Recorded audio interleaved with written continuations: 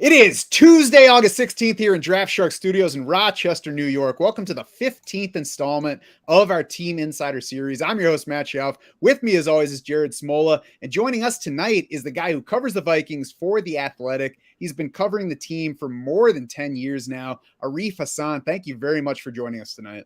Yeah, thanks for having me.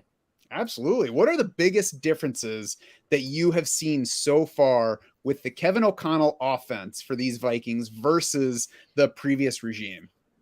Yeah, I think a lot of it is just putting more receivers on the field a lot more often. It's a 3-receiver league typically, and the Vikings were well behind that. I think what was it in 2019 or 2020 they were dead last in the league in 3-receiver usage, and then a year after 2021 they improved substantially. I don't know if improved is the right word, but they increased their 3-receiver usage substantially, and we're still dead last in the league. And so kind of seeing them put more receivers on the field, especially with the talent that they have, has been pretty obvious. And they really want to use those receivers in pretty interesting ways, jet sweeps, stuff like that. We've been seeing a lot of that around the league, but also, bunch formations, stacked receiver formations, finding ways to enable them out of the backfield or in the wing. Just, making sure that kind of the talent that you expect to, win downfield, you can use to contest every blade of grass. Seems to be kind of an element of the offense. And I don't know, it seems to pass deep a little bit more often than the previous iteration of the Vikings offense. And that one I think was kind of underrated actually for how often it went deep. But this one, it seems like it seems to be more aggressive in that regard. Was last year's improvement just because Mike Zimmer was like, crap, I'm out of tight ends. Throw another one of those stupid receivers out there. Yeah, I mean, I think that's part of it. But I think also the improvement that they got from Keke Osborne kind of demanded that he see the field a little bit more often. And I stress a little bit more often, right? Because again, dead last, right? But I mean, he was a substantially better receiver than whoever the Vikings third receiver was last year. Whether that week it was like Tajay Sharp or BC Johnson or whoever. Keke Osborne's jump from year 1 to year 2 was extraordinary, and the Vikings kind of respected that, found ways to put him on the field. So.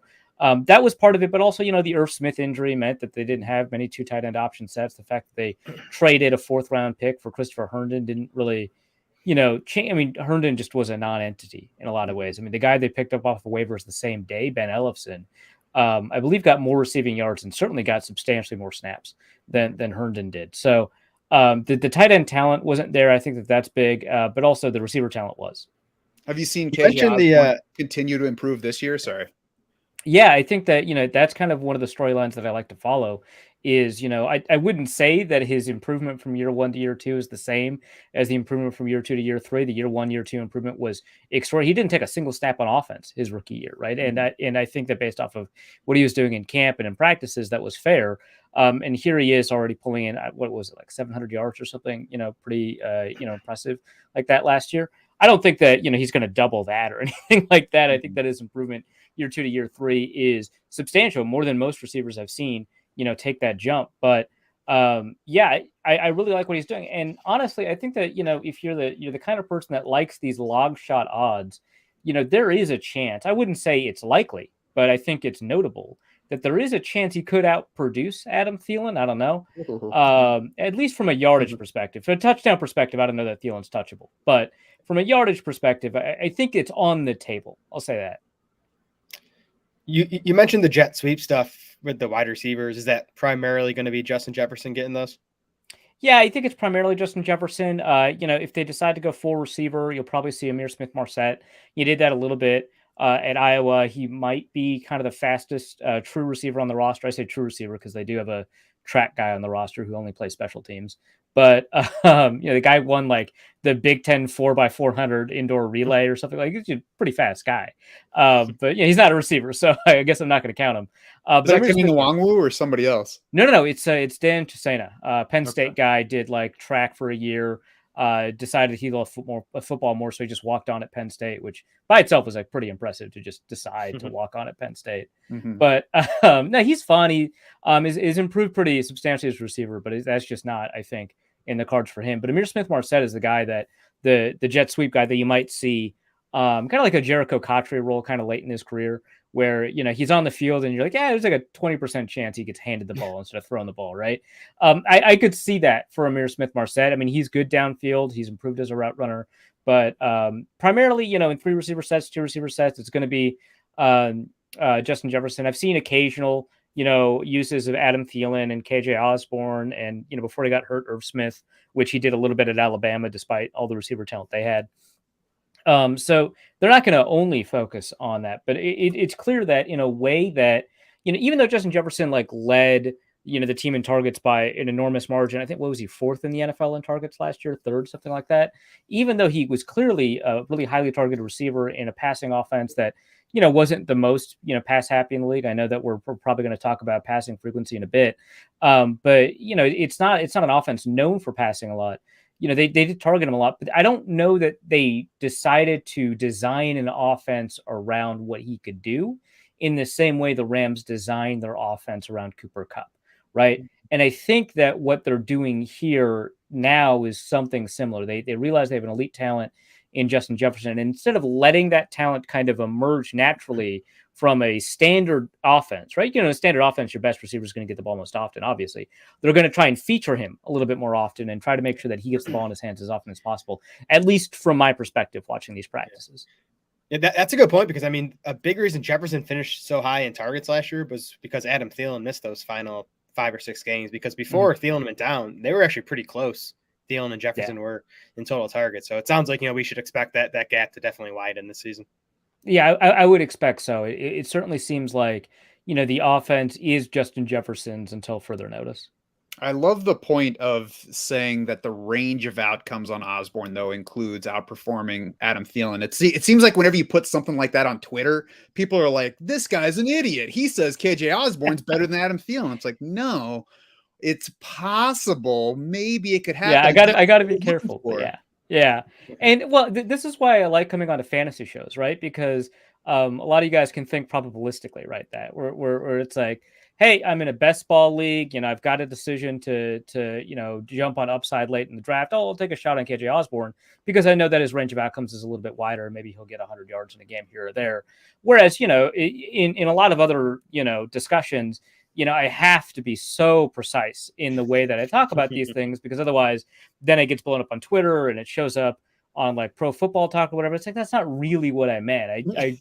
I really respect what Adam Thielen is and what he's done as a receiver.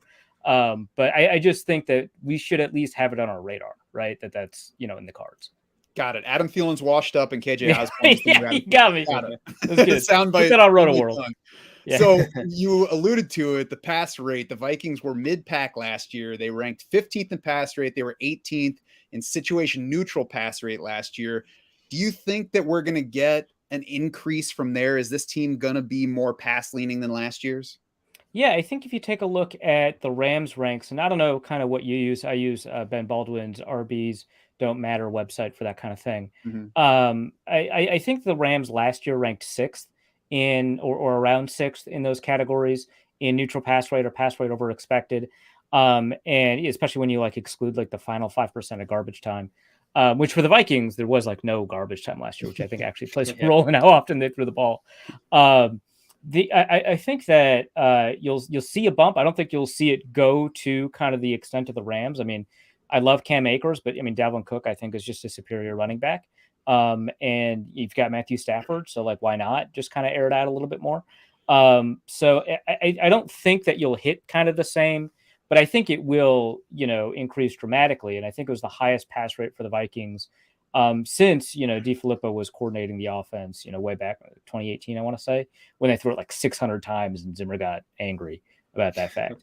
That doesn't seem to be, in kind of the range of consequences here. I think that they're going to be happy to throw the ball a little bit more in neutral situations. And we even saw it in the preseason, 2nd and 10, very often a Zimmer-led defense would just, run the ball. It's 2nd and 10, usually that's product of, 1st and 10, you threw an incompletion. Well, we threw the ball, so we might as well run it now. And, with the Rams, it was very clear. It's I think our best chance of converting is going to be a pass. So that's obviously what we're going to do. We saw that a little bit in the preseason, that they're willing to throw the ball in those situations. And I just think that generally speaking, I've seen a little bit more focus on the passing game in camp. I've seen kind of a discussion, the way that O'Connell talks about these things, where the passing game takes priority. So I think that we're going to see an increase in pass rate. And of course, you always have to adjust your expectation based off of, expected game script and whether or not you think the Vikings will be ahead or behind in a particular game and whether or not they're going to throw more because of it. But just kind of in a neutral situation, I think that they're going to pass a lot more than they did last time. Can't hurt that the new coach used to be a quarterback, right? Yeah, right. Yeah, exactly. Like, who's gonna, have his ear when in a critical situation, right? So yeah, I think that that's certainly, gonna help play a role. I mean, McVay, quarterback, right? So yeah. So how do you expect Dalvin Cook to be utilized in this offense? Both in terms of how the Vikings are going to look to get him the ball, and then in terms of just his overall volume compared to where it's been the past few years. Yeah, I mentioned that Cam Akers is not a super great comp for Dalvin Cook in a couple of ways, but Todd Gurley at his peak is, right? And I think that they have a lot of similar skill sets. And I think you take a look at the usage that Todd Gurley had in, I want to say 2017, 2018.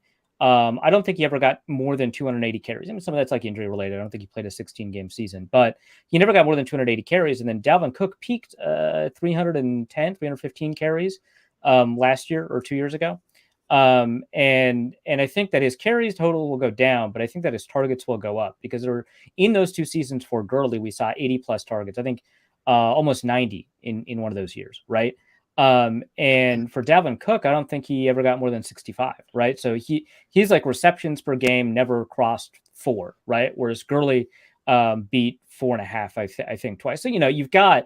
I think you're going to lose the number of carries per game, which, drops from like 20 to like 18, and increase the number of receptions per game for Dalvin Cook. So obviously kind of depends on the way leagues are structured, right? For that to be meaningful to some people and not to others. But I think his touches will come in a different way. Not, Christian McCaffrey type stuff, but on the other end of the spectrum, definitely not Nick Chubb type stuff. I think we're going to see him, catch the ball a little bit more often, take advantage of his route running skills and so on. So they're going to want him to be a big part of the offense. But, the last Vikings offense featured him. If they featured anybody, it featured him, right? And this Vikings offense is going to have him, right? And they're going to have a really high level talent at running back that they really like a lot. They're going to use that a lot, but they're not going to feature him in the same way.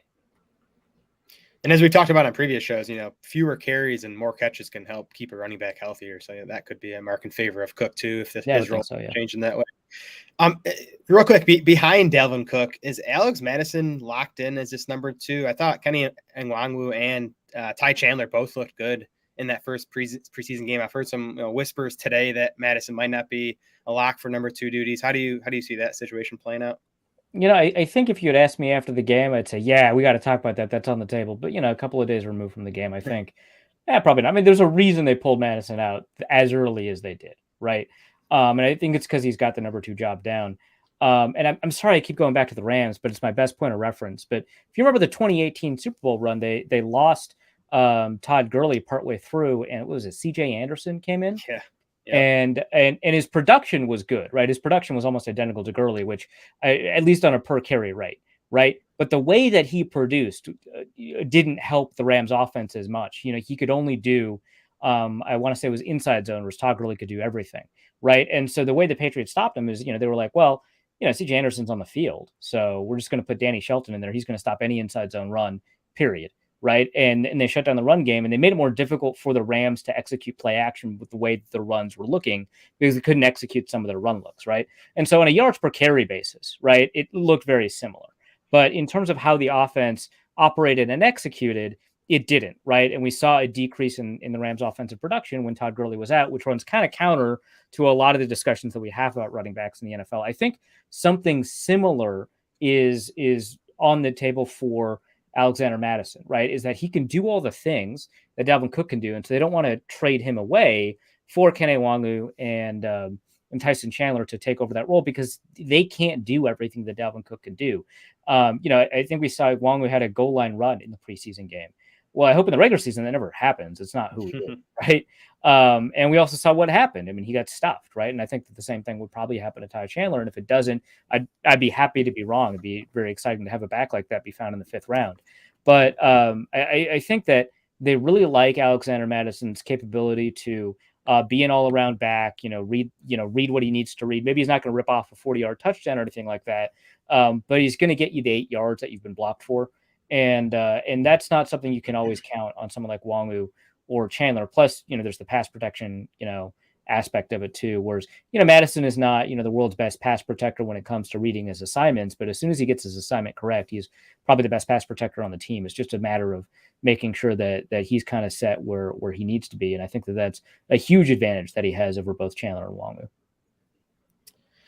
So Irv Smith, thumb surgery in early August. The Vikings said at that point they expected him back for week 1. Is that still kind of how they're thinking? And then, once Irv Smith is healthy, how big a role do you expect him to have in this passing game?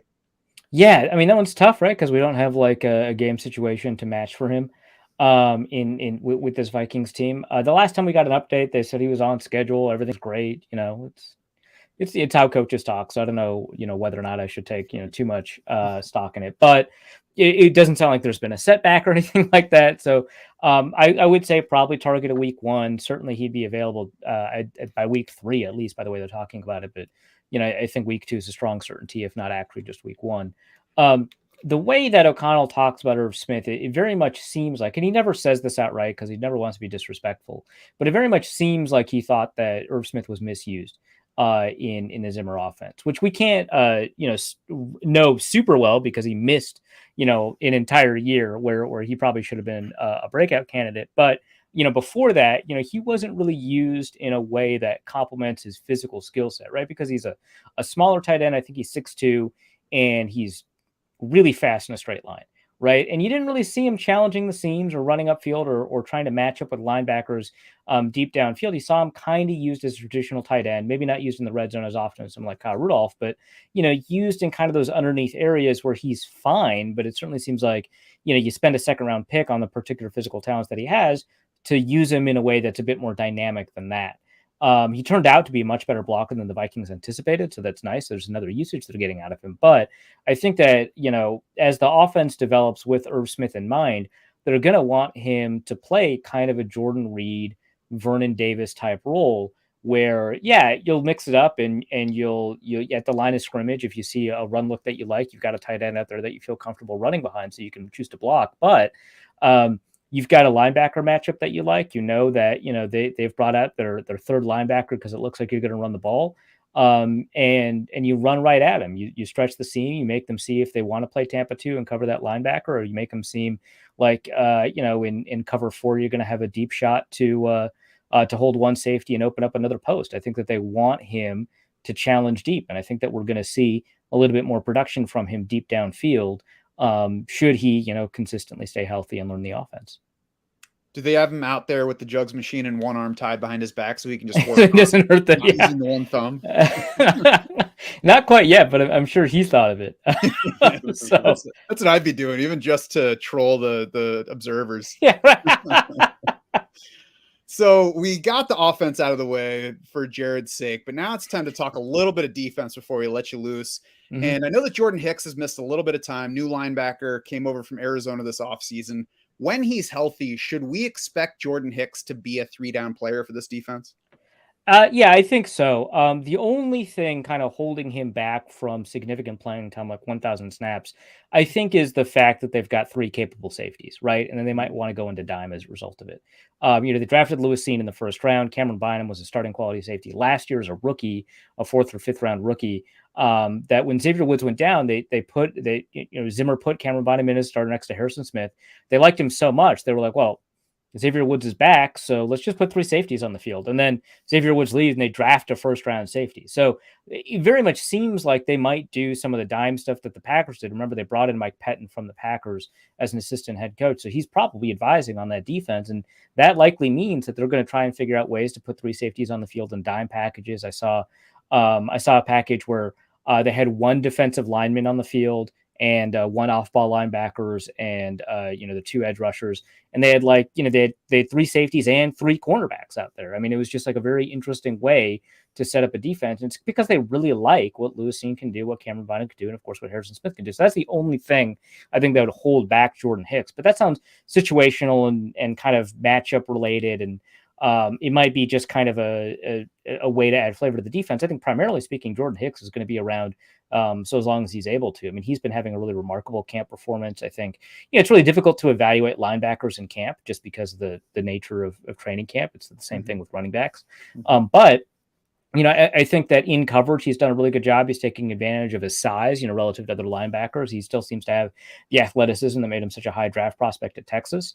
I think that, he's really impressed, because I thought, hey, since he's played, like, he was great with the Eagles, with the Cardinals, he was fine, he was whatever. And I was like, he's probably done, right? Like, not like done in terms of like not being starter quality, but rather, I don't think there's going to be anything more exciting to extract from that contract. And instead, I mean, he's really impressed me a lot. So certainly, he's going to be able to fight for having a ton of snaps on the field. And of course, the reason you get limited views of linebackers and running backs is because with the limited tackling, the position that relies most on hitting people is limited. And, running backs, the way that they show off is running through tackles. So you don't get a whole lot of that. We get to see more of it in preseason games, but, kind of limited what we can get to see.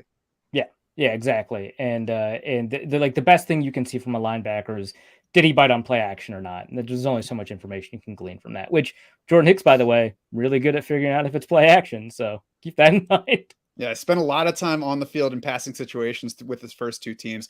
Now, of course, because you're such a pro, you already transitioned to the remaining question I have. And that is basically, do IDP fantasy players need to keep Cameron Bynum in mind? It sounds like you will already say yes to that. So I guess the larger question is, how much of a chance does Lewis Cine have to be a part of this defense? And is Cameron Bynum really the favorite to join Harrison Smith in the lineup right now? Yeah, I'd say Bynum is the favorite right now.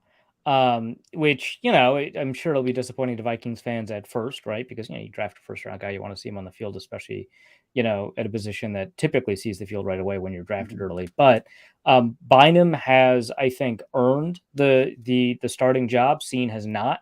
I don't think that's an indictment of Cine. I think he just kind of needs to develop a little bit more in terms of the way that he sees the game. But Bynum has been more impressive in camp. Bynum has more experience. Bynum seems to understand the defense just a little bit more right now. Cine had a remarkable intellectual reputation coming out of Georgia. It sounded like he ran that defense. So I'd have no doubt that he'll be kind of Johnny on the spot when it comes to figuring out everything in the playbook and stuff like that. But for right now, Cameron Bynum is the expert on the defense. And he's had some really good highlights. He's been able to generate pass deflections against Justin Jefferson and Adam Thielen and Keke Osborne and the whole crew. And he's been really smart about filling in the run game.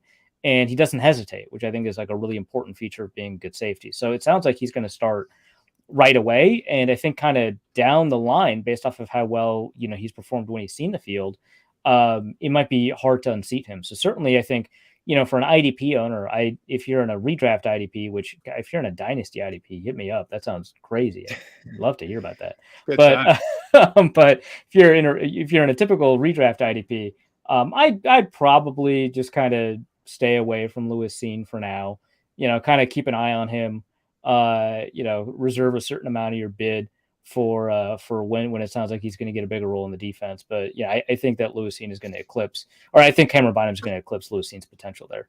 That was going to be my last question, but because you just showed some interest in Dynasty IDP, I have to ask you, what's the outlook from here on Kenny Willekes? Because he's a guy that I've been a fan of, and he's in and out of view, and I want to know from an insider what I should expect going forward. I think he entered camp injured, and we haven't even actually seen him. Most of the injured players, we get to see on the sideline. Both Ryan Connolly and Blake Prohl are on the pup, and we get to see them working out. Kenny Willekes, I haven't actually seen at all in the trainer room, and so he's probably going to be on injured reserve for the second consecutive year. Which I love these scrappy like 6th, 7th round, especially edge rushers. Like I'm right there with you, and Kenny Willekes is definitely one of them. And he always pops off in the preseason, so it was disappointing to see the Vikings update you on what's going on in camp and get that late August notification that Kenny Willekes is probably going to be on IR for at least the beginning, if not the entirety of the season. But yeah, I love Willekes, so it really sucks that especially the Vikings really need a 4th or 5th edge rusher. It's not a position they've got a lot of depth at, so really sucks. That's the dirty underbelly of Dynasty IDP. It gives you a place to stash these guys that you're hoping are going to break out, but then at some point you have to be like, I don't know, am I just holding on for too long? Is it time to spend this roster spot on somebody else? Yeah, rough. It's rough. Well, Arif, that's great stuff. You've given me things that are going to alter my defensive projections after we finish this show. He is a Vikings guy for The Athletic. He's been doing this stuff for 10 years. You can tell by listening to him. Arif Hasan, thank you very much for joining us. Yeah, thanks for having me. This was a lot of fun. Absolutely. It was fun having you. You can find every episode of the Team Insider series and all other episodes of the podcast on our YouTube channel, on Apple, on Spotify, wherever else you get your podcast. Please, give us a like, give us a subscription, rate, review, whatever you do on the site where you get your stuff. We appreciate it. Help us spread the word. Help us grow this community of viewers and listeners. For our guest, Arif Hasan, for Jared Smoll and the rest of the Draft Sharks crew, I'm Matt Schaff saying thanks so much for swimming with us.